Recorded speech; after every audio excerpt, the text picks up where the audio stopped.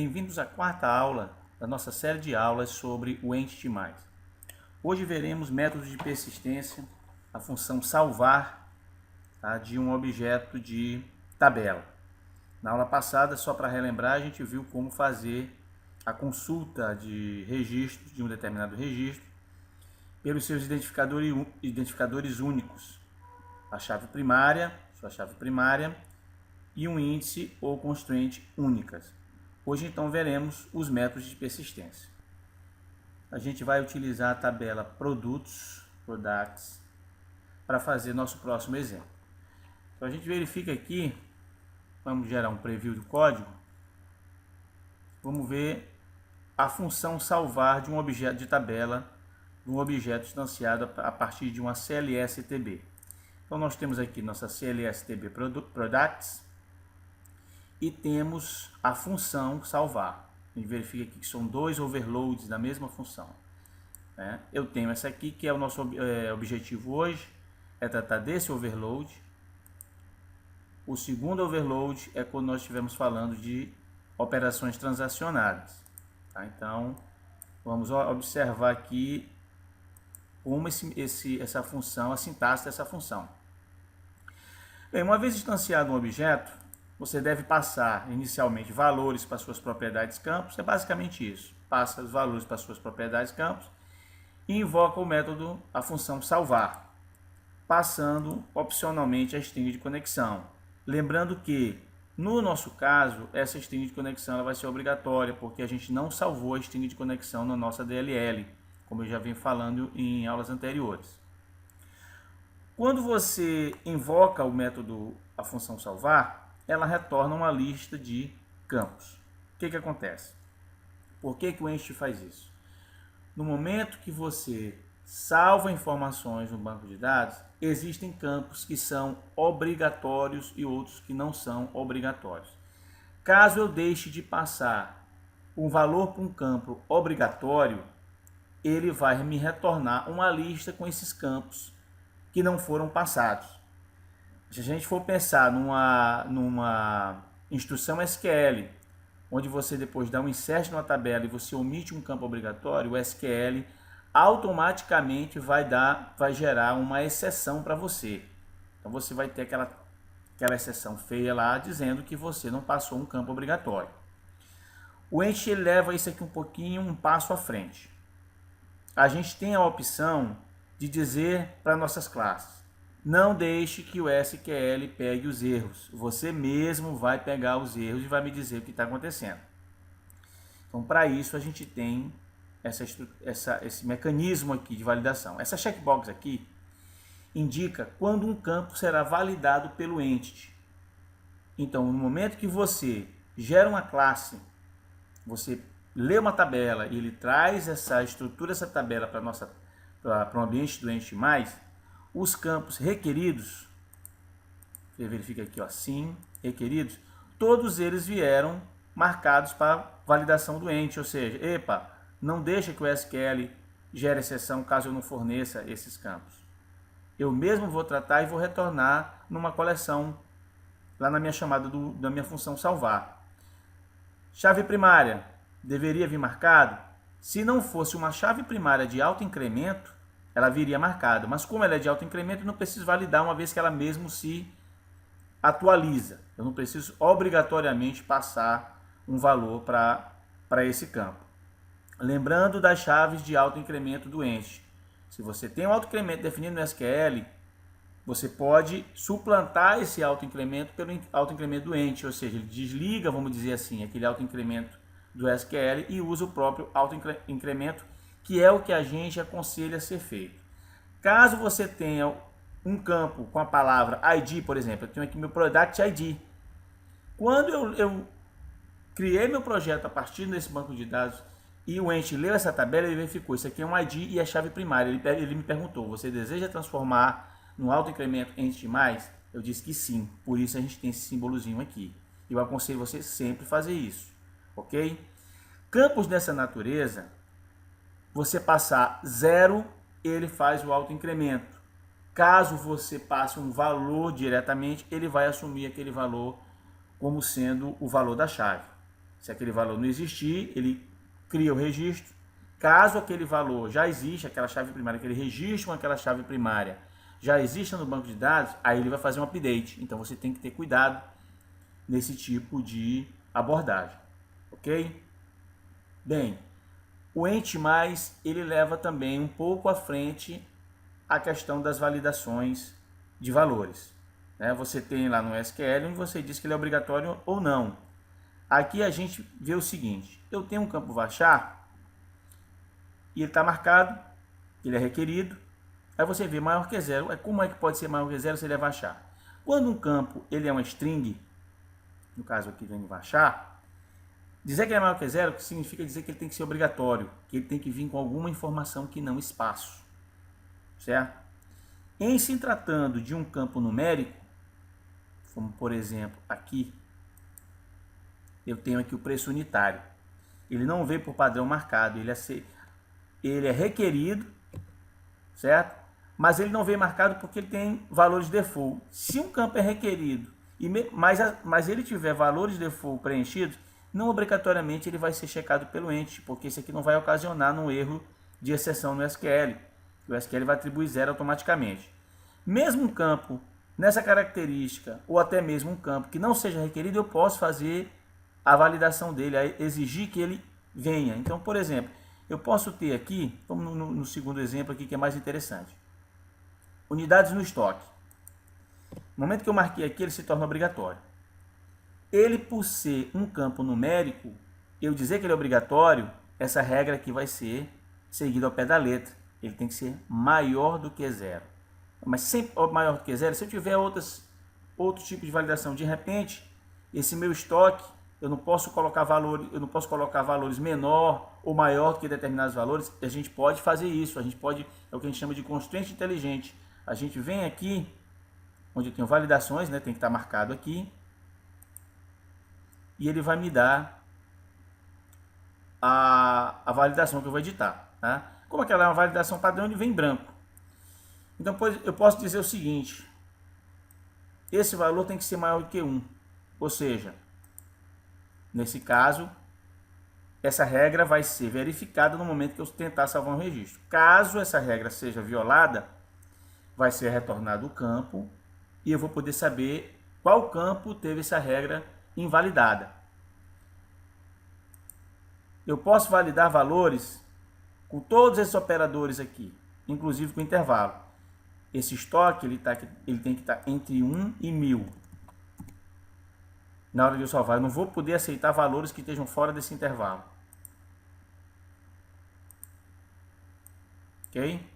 Então a gente vai deixar isso aqui para o nosso exemplo, mas a gente também vai visitar uma outra tabelinha para a gente falar sobre outros tipos de validação. Vamos na tabela de pedidos, orders.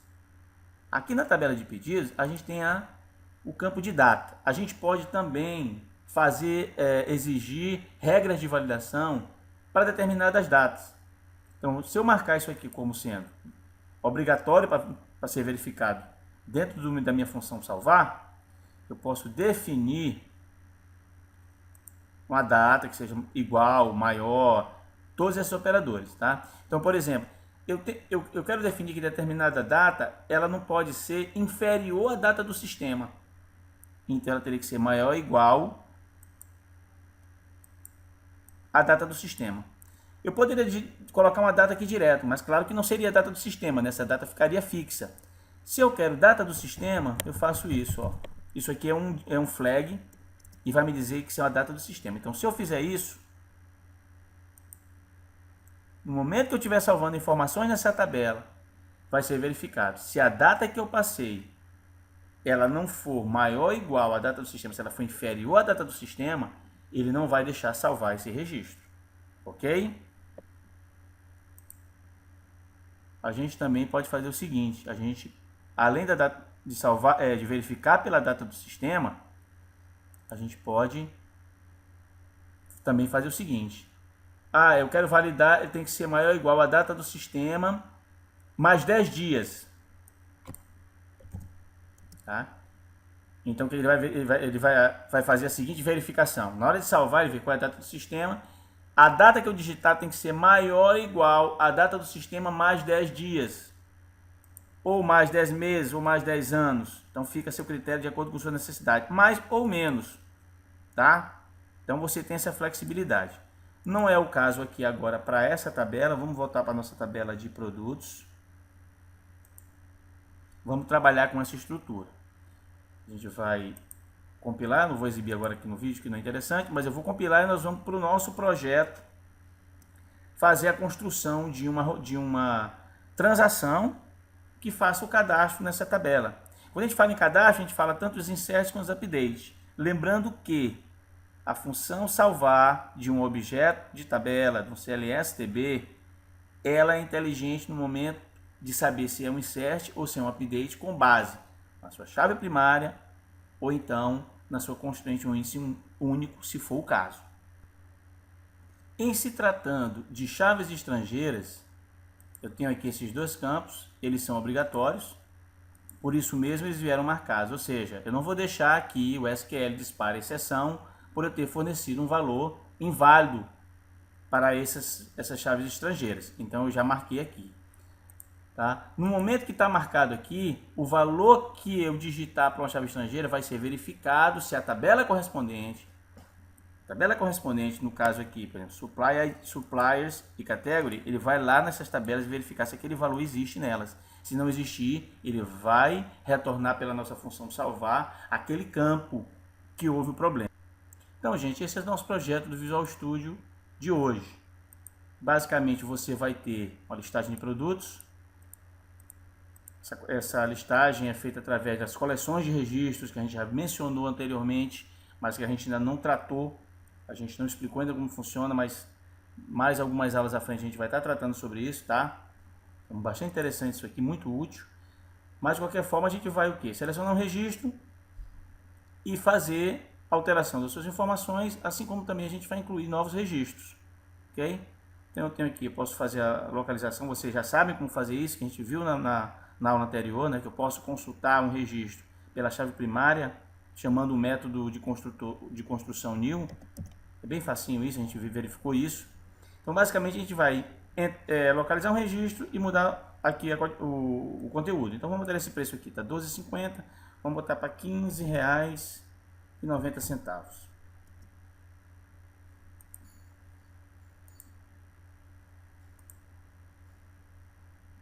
Ah, foi feita a alteração. Vamos ver agora o código por trás disso.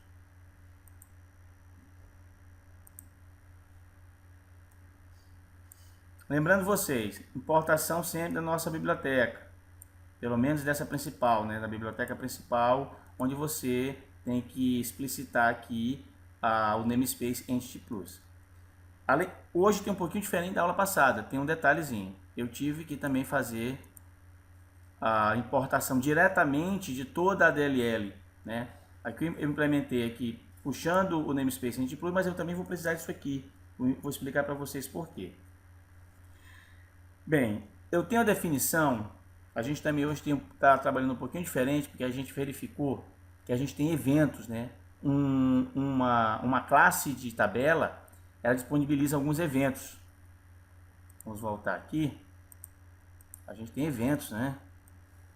Aqui, ó. Antes de salvar, depois de salvar, erro ao salvar filhas, antes excluir, depois excluir, erro excluir. A gente hoje vai tratar de dois eventos. Vai ser o antes de salvar e depois salvar. O evento antes de salvar, ele ocorre um instante antes do entity da classe fazer a persistência. Quer dizer, é o último momento que você tem para desistir disso aí. Então, é nesse momento que a gente vai perguntar para o usuário, você realmente deseja salvar? E a gente verifica aqui que ele tem um parâmetro by_ref cancelar. Se no momento que a gente disparar esse evento, a gente passar dentro da programação desse evento, a gente passar a cancelar igual a verdadeiro, ele cancela a operação de salvamento. Tá? Vamos ver já em detalhes. Depois salvar significa o seguinte, esse evento será disparado caso eu tenha sucesso na minha operação de salvamento. Caso aconteça algum erro, ela não vai ser disparada, quem vai ser disparada é erro a salvar. inclusive trazendo a mensagem de erro, mas não vamos tratar dessa aqui hoje. Então vamos ver na nossa codificação como ficou. Eu fui obrigado, eu tenho duas variáveis. Essa variável aqui é a minha coleção de registros, que a gente não conhece ainda. Como trazer conjunto de registros para a nossa aplicação. Tá? Mas isso foi necessário utilizar para a gente poder listar, fazer aquela listagemzinha de produtos que eu mostrei para vocês. Essa aqui é a nossa variável da classe de produtos, nossa classe de registro da tabela produtos. Eu defini ela no escopo da classe para que eu possa utilizá-la como os eventos dessa classe. Então, defini ela com eventos e nós temos aqui para ela os dois eventos programados. Vamos achar o primeiro evento, vamos achar primeiramente aqui o objeto produto. Antes de salvar, como eu falei para vocês, ele é disparado um momentinho antes da persistência, ou seja, é feita a validação das suas informações e só depois ele é disparado. Então, caso você esteja passando valores para a sua variável, né, para os seus campos da sua variável, mandar salvar, a primeira coisa que ele vai fazer é validar, fazer aquelas validações que a gente viu no começo da aula de hoje. Caso essas validações estejam ok, ele dispara o evento antes de salvar, que você pode programar para fazer esse tipo de coisa, vai depender da sua necessidade. Aqui para nível de exemplo, a gente utilizou para pedir a confirmação. Deseja salvar esse produto? Se você disser que não, ó, você cancela e ele sai da operação. Então nós temos o nosso projeto.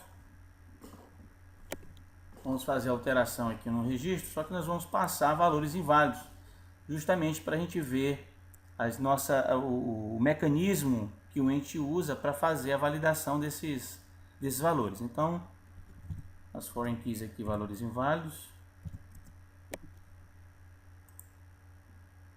Esse aqui está em estoque, 1001, que está fora do intervalo que a gente definiu, né?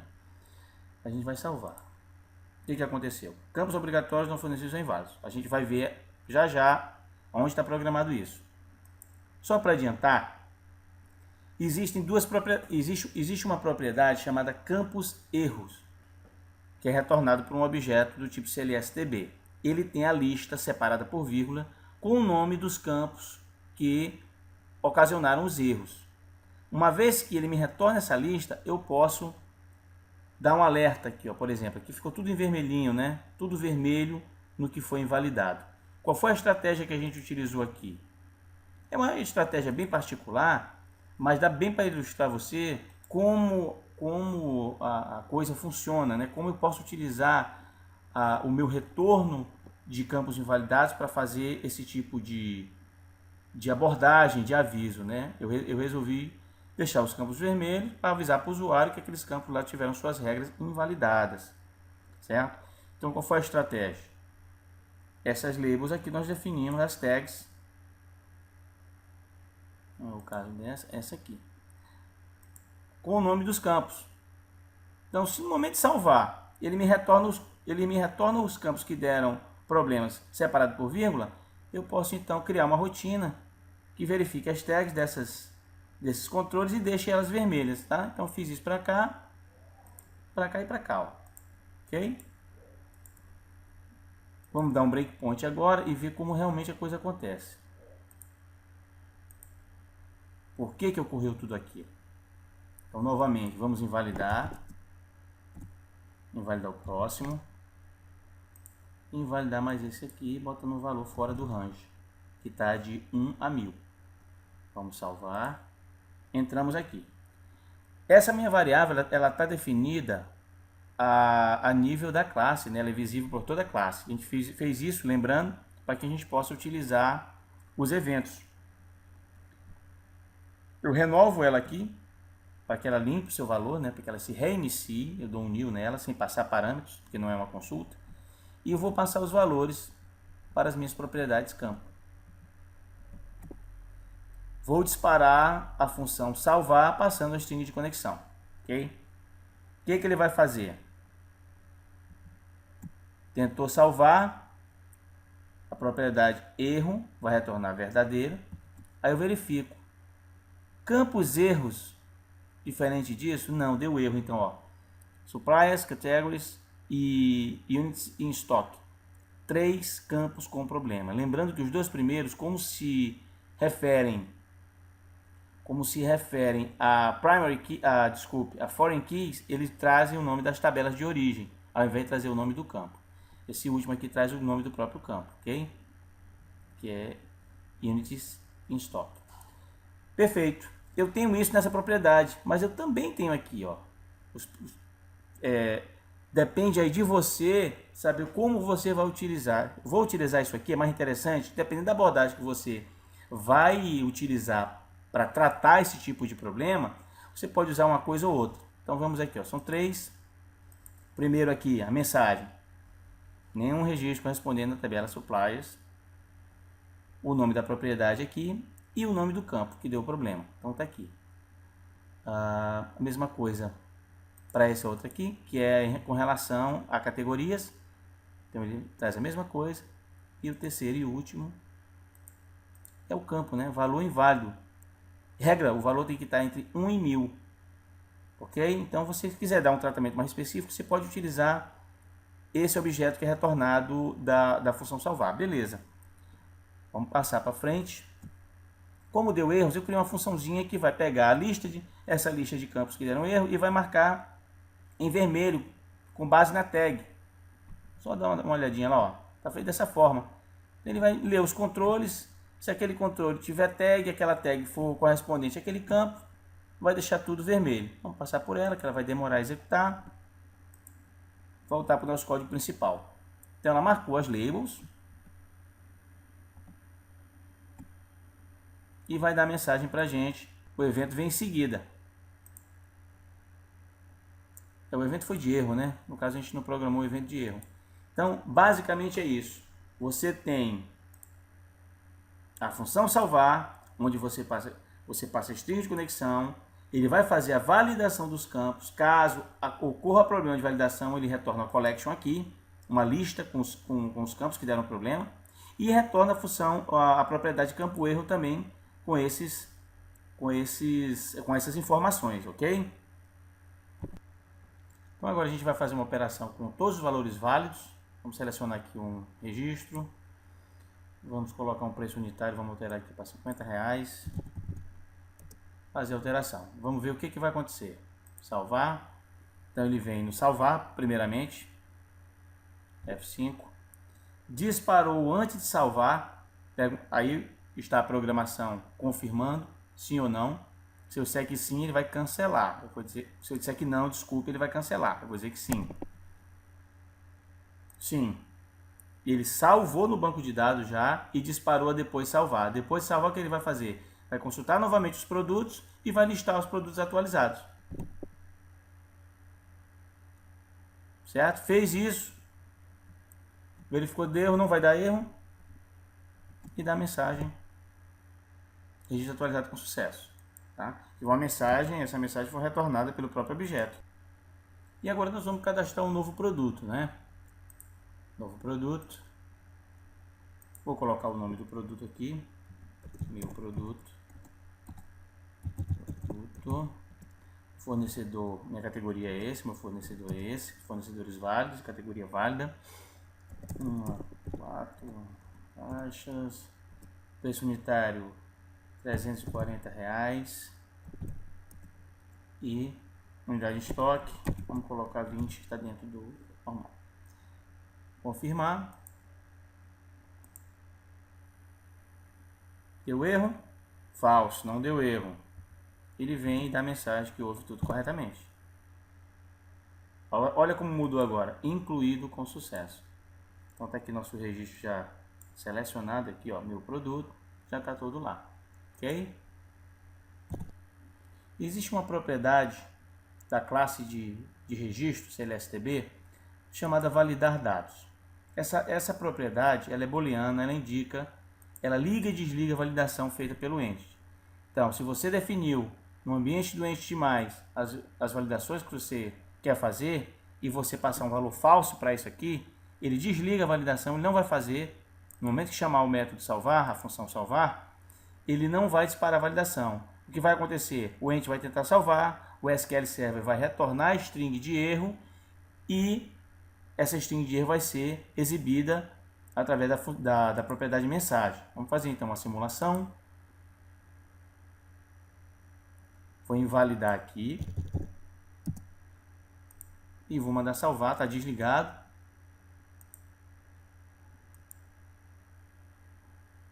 Validar dados, está igual a falso. Então, ele tentou salvar e me retornou um erro. Não retornou campos erros, porque a validação do ente está desligada. Compensação, me retornou a mensagem do SQL. E para finalizar, a gente tem aqui uma função interessante também chamada validar campos. Caso você queira fazer apenas a validação dos campos, você não deseja salvar nesse momento, mas apenas validar, você pode usar essa função. Ela recebe aqui um argumento chamado validar FK as boolean. Ela é opcional. Ela indica o seguinte: se os dados das foreign keys serão validados. Por padrão, sim. Se por algum motivo você não quiser validar o conteúdo digitado nas foreign keys, você passa falso. Vou deixar padrão true e vamos fazer a simulação. Ativar a validação. Vou colocar valores inválidos aqui. Aqui também. Chamando a atenção que, como a gente não está usando o método salvar, onde a gente passou a string de conexão anteriormente, estou fazendo só a validação, eu sou obrigado a passar a string de conexão logo após a instância aqui. Porque o validar campos, no momento que ele for validar os valores das foreign key, ele faz uma consulta na tabela. Então eu preciso da string de conexão. Então vamos lá. Vou salvar. Passou para cá a string de conexão. Validar campos. Campos erros. 3 campos erros. Aquela velha história, né? As duas foreign keys e o campo lá que teve sua regra unit in stock teve sua regra invalidada. Então, se por algum motivo você quer apenas testar a regra de validação, você pode usar então simplesmente essa função. Então a gente se vê na próxima videoaula.